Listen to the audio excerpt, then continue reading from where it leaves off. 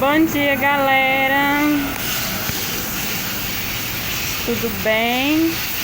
Hoje estamos voltando aos nossos trabalhos, né? Eu vim mostrar pra vocês meu trabalho e começamos em grande estilo, né?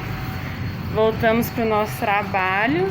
Estamos já a caráter. Então, voltei pro Lava Jato hoje. Já comecei em grande estilo. Olha a nave que nós pegamos. Olha a nave que a gente vai trabalhar ela.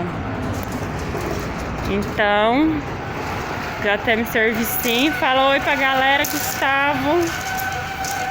Essa foi uma guariba que o Gustavo terminou ela, vamos entregar. E aquela nave a gente vai fazer guariba nela. Já tem um servicinho, uma guaribinha lá fora e um carrinho pra gente fazer. Então hoje tô aqui falando pra vocês que eu já comecei meus trabalhos no Lava Jato novamente. Então na hora que eu for fazer acabamento no carro, eu vou mostrar pra vocês como que eu faço meu serviço.